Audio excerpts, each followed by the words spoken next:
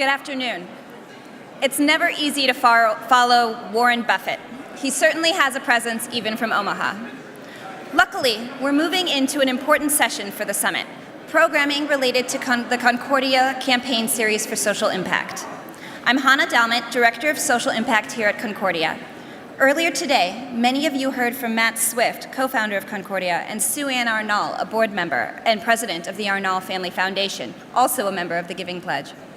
The discussion focused on the future of Concordia's social impact, namely through its campaign on a sustainable global food supply. It's my distinct pleasure to welcome to the stage leaders from two companies paving the way for food sustainability, Emmanuel Faber, CEO of Danone, and David MacLennan, CEO of Cargill, who will engage in a moderated discussion on food sustainability trends with Farm Sanctuary President Jean Baur. They'll also discuss what their companies are doing to feed the world, both today and tomorrow. Ladies and gentlemen, Emmanuel Faber, David MacLennan, and Jean Baur.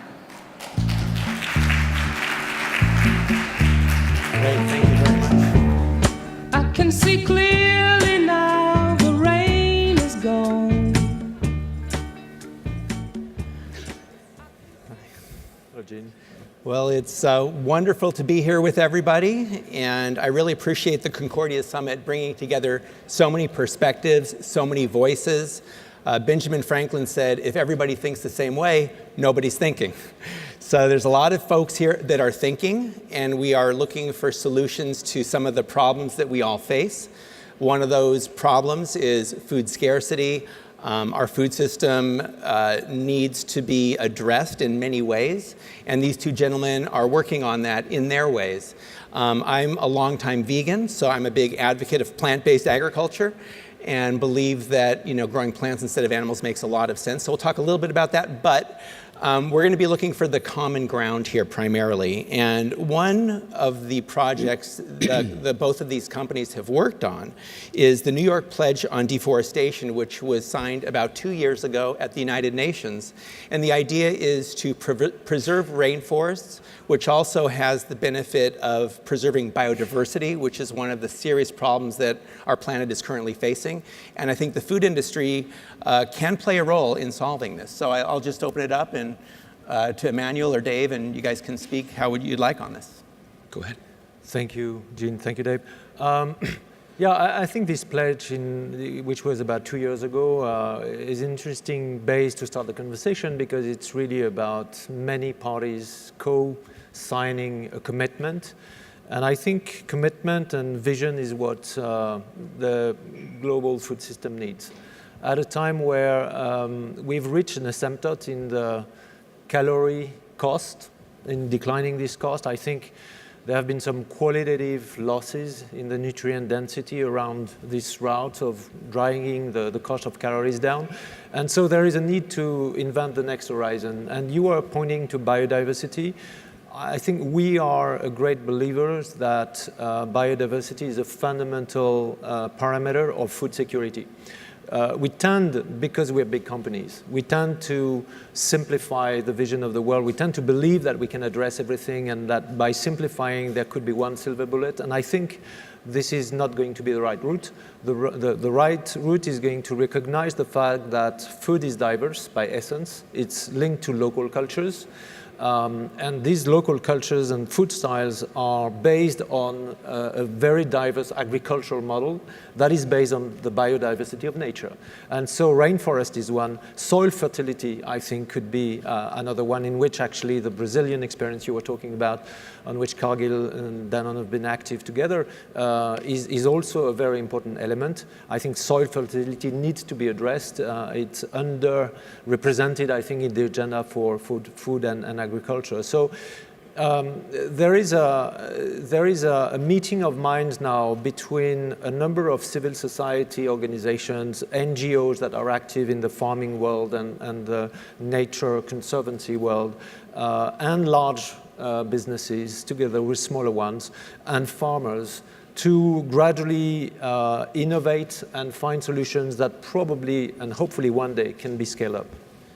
and then hopefully transitioned and transferred to other places. And your experience, I think, in Brazil has been, you want to talk a little bit about that and how beyond? Yeah, so you mentioned, Gene, that this is the 2-year anniversary of the New York Pledge on Deforestation, signed on the floor of the UN in September of 2014. And I think what is noteworthy, which is what Emmanuel said, is it was a commitment of roughly 35 to 40 signatories, which included supply chain companies like ourselves, Cargill, Danone, Unilever, other consumer packaged goods companies. You had NGOs such as Greenpeace, and you also had indigenous peoples.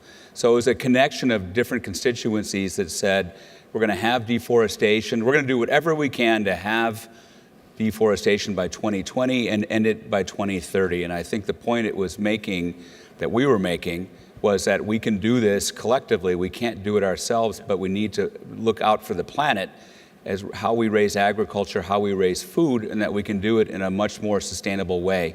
The soy moratorium in Brazil, which talks about not producing soy on newly deforested land, protecting the rainforest, has had a big impact. There's been an 80% reduction in deforestation in the Amazon since that was signed.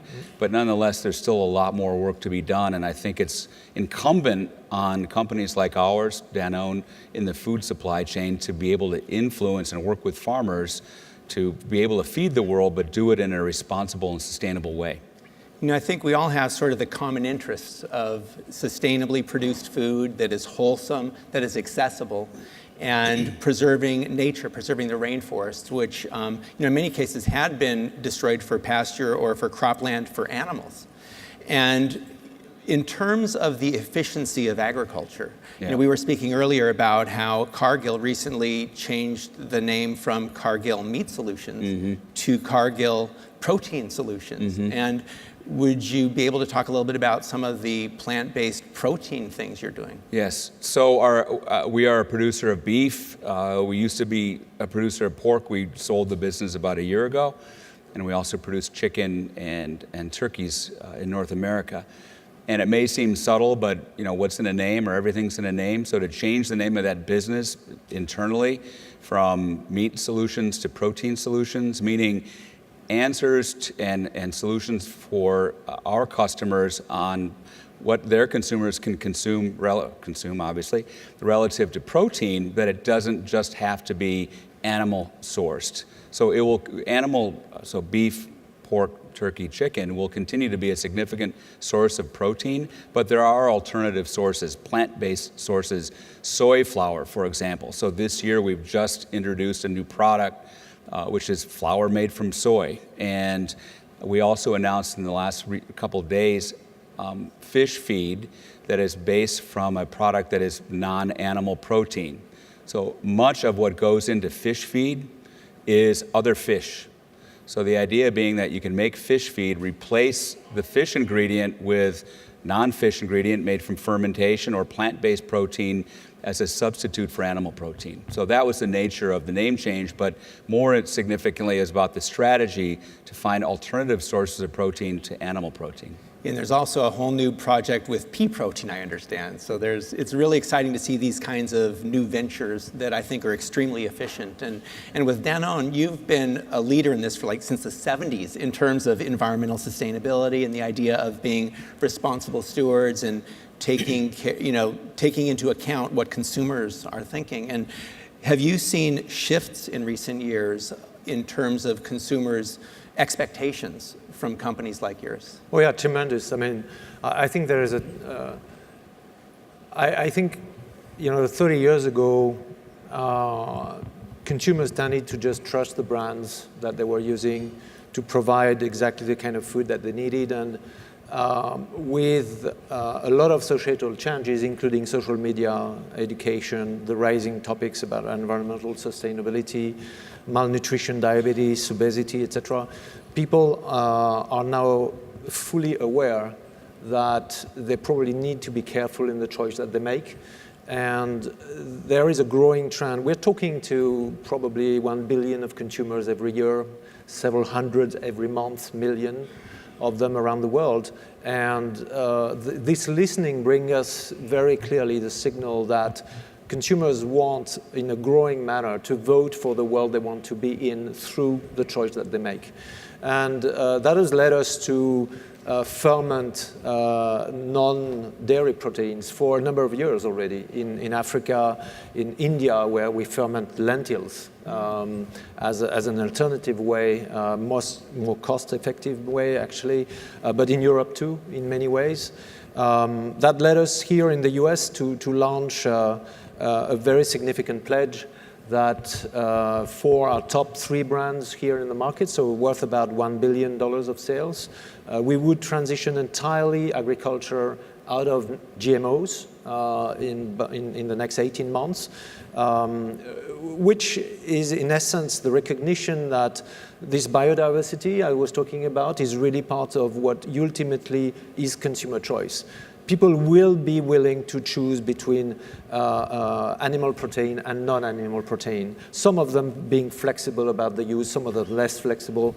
And the same for conventional, GMO, non-GMO, organic. I think what is important is to create multiple options for the future, because the current model is not going to be able to address the future needs if we stay in a sort of monocropping, mono-system kind of approach. This pledge in the US was considered to be impossible because there is not enough acres today or seeds actually available of non-GMO seeds for the cows of the farmers that we work with. And Danone knows every farmer that we work with. We buy direct from these guys. So we know where they're actually sourcing their feed. And this is why now we've brought a coalition of partners. Green America is working with us. The non-GMO verified project is working with us. We're of course having a fruitful dialogue with Cargill too, as a very close to farmers company, and they provide seeds to our farmers for many years, and so they are well placed to help our farmers being trained to different practices that could lead to yields with several crops a year and better soil fertility, and at the end, probably at the end, a more sustainable system than what is currently the case in many places in the US, where the soil fertility has been declining so much. And the response we get from our consumers for the Danone brand, the Oikos brand, the Danimals brand is fantastic.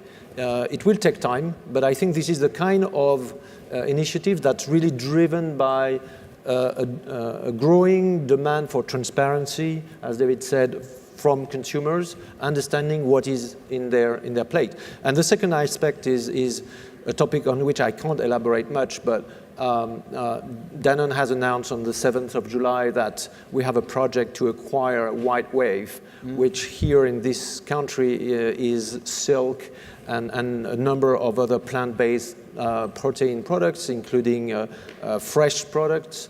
So it's also a response to your question to the consumers' demand for more diversity in the way they eat.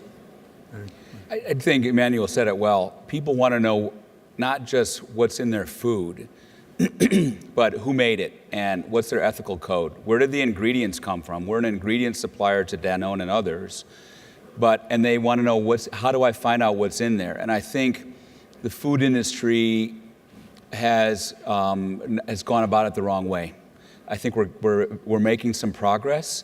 But I think in the past several years, there's been a fight to say, well, we don't want to have to label, or it's too expensive to label.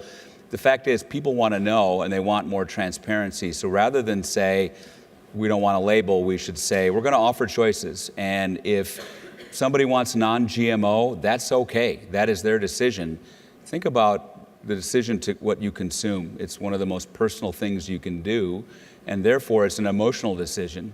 And oftentimes, I think the food industry has come back and said, well, the science shows that GMOs are safe. The science has shown that. That is a scientific fact, but a lot of people don't trust science these days.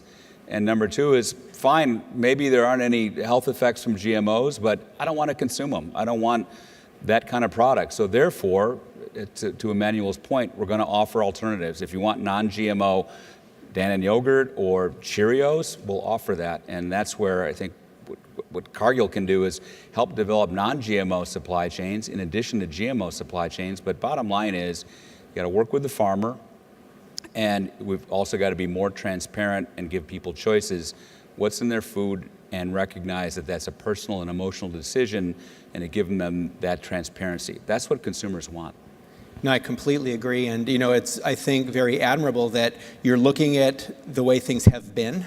Yep. And then saying, well, just because they have been that way doesn't mean they need to continue being that way. Yep. And looking forward to addressing these growing concerns and consumers' interests in eating food that is produced in a way that they can feel good about. Exactly. And now shifting the supply chain and the industry from what it has been to the next step.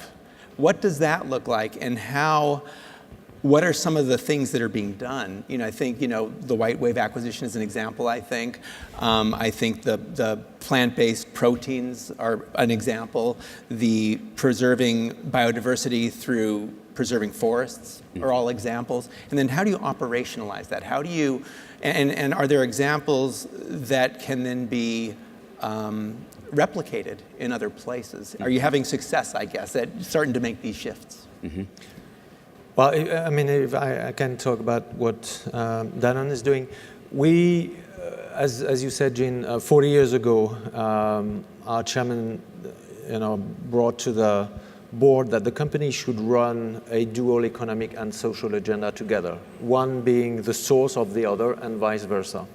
So the idea of responsibility beyond our direct scope is one that has decades, and we're just inheriting that. And so the way we address the challenges and the opportunities of the future of the food industry is really colored by that.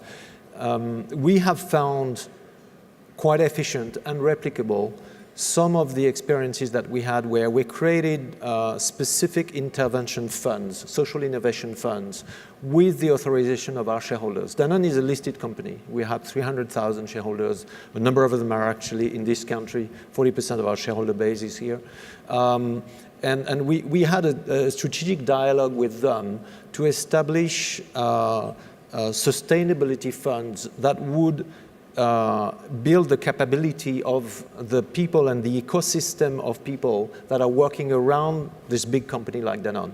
So it can be about the upstream and the farmers with whom, with these funds, we co-invest with NGOs in building capabilities of farmers, productivity, veterinary, health, herd management, soil management, CO2 management, etc. It can be downstream with plastic recycling, scavengers in the landfills in Jakarta, Mexico, Buenos Aires, Nairobi, etc. Or street vendors in Mexico City, for instance. And we have found this to be really scalable in many ways. We actually have now other companies joining the party.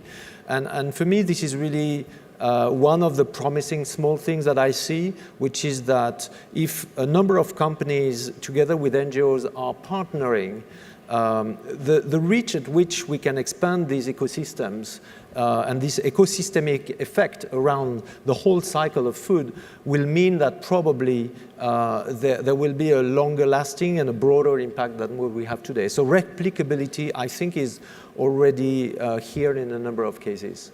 Wonderful. You have to go back to the farmer. So if you start at the consumer and products that Danone makes, and then come back through the supply chain to how do we source ingredients, how do we source the raw materials, whether it be corn, soybeans, beef, how are the, what are your animal welfare policies? It's not just about sustainability, but ultimately what's the impact on the farmer, and how do you help them manage the dynamic? So I can think two recent conversations that I've had with farmers that we deal with. So we're in the egg supply chain business. We supply eggs to retailers as well as companies like McDonald's. And a farmer said, okay, McDonald's, for example, is going to cage-free eggs by 2020. And that's what their consumers want. And this particular farmer rhetorically said, okay, is this a trend, a fad, something that's not going to last, or is it permanent? Because I, Mrs. Farmer, have to invest in converting my barns to cage-free at a cost, And if in 2020 people say, well, it's not that big a deal anymore, I've invested the money and at a great financial impact and cost. So they've got that conundrum or dynamic to deal with. There was another young corn farmer in my home state of Minnesota, and he had taken over his dad's farm. And he said that when he took it over in the year 2000, the yields per acre were about 100 bushels per acre of corn, which then was pretty good. He said, through use of GMOs, I raised the yields to 140 bushels per acre. He said, I understand more and more consumers want non-GMO products, and I will go back to non-GMO products, but in his words, someone's going to go hungry. So I think the challenge is, how can we help farmers around the world, and it's not just in the US, but critical places and future places of growing agricultural products like Africa, and particularly in South America, but how can we help farmers increase their production without using more resources by going back to different farming methods, which could put more strain on the environment. So I think, as we think about consumer trends, we have to get all the way back to the front end, which is where the food is originally produced. Yeah, and the resources that are used to produce that food, Yes. like the topsoil and all these other aspects. Exactly. And it's Exactly. like an environmental ecosystem, kind of a social ecosystem, Right. as well. Right. One thing which I may want to add here is, again, back to partnerships, is that I think now there's a framework in finance, in multilateral assistance that starts to be developing that can help supporting the transition cost that it was mentioning. For instance, the price of CO2 is a huge leverage to help that transition, because there are a number of practices. Danone is working with hundreds of thousands of farmers, and 80% of them have less than 10 cows. So they are in emerging countries in Africa, in India, and all over the place. By raising the productivity of the cows, you're actually reducing the CO2 per liter, of course. And if you do that the proper way with agroforestry and trees to cover the shade, and then you have the grass coming and everything, you actually change the CO2 trajectory. You can get credit for that. If you get credit for that, you've got financing. An example in Kenya in 1 minute is we start working actually next week with 30,000 farmers in a North Valley of Kenya. The Kenya Victoria Lake Authority is prepared to put $1 million in this project if we can reduce the erosion of soils that go into the lake. And so they have to drag the lake and take the sand out, which has a big cost. And they know that if we're working with these farmers on this basin, we are going to catchment area of the water is going to be less sedimented with the soil. And so here again, you find a solution by partnering with an authority, a public authority, that's ready to save public's money through what you're going to do. And I really believe that these are scalable, and to a big way, large companies like Cargill, like Danone, can pave the way, because you take the US pledge for more sustainability. In our case, Danone is going to pay for that. We pay for that because we pay the additional cost to the farmers. They get the same margin because we just want to make sure that they are going to go for the transition. It's only because we are big enough that we can do that. So it's really, I think we have a responsibility as large companies to help lead the way and make sure that many others can come with us. It's a great example, and so I was in India in January, and one of the favorite parts of my job is I get to travel and I get to interact with farmers and our colleagues who make the food. We make dairy feed in India, and through innovation in our dairy feed, and Emmanuel, you'll like this, is we've been able to increase the productivity per cow from 10 liters to 11 liters. Doesn't sound like much, but it's 10%. And I met one of the farmers who's our customer, who happens to be Sikh, and he's just right out of Central Casting. I mean, a big beard and wore the Sikh traditional clothes, and he clasped both my hands to thank me because we had helped him take his herd from about 80 dairy cows to 180 because he could produce more milk, produce it more sustainably, increase his yields, less CO2, and then reinvest in his farm. So it had the effect of increasing his quality of life, increasing his income in his business through better animal feed nutrition. No, well, thank you. And I think our time is about up, but just one last thing. The Farm Bill is coming up in a couple of years.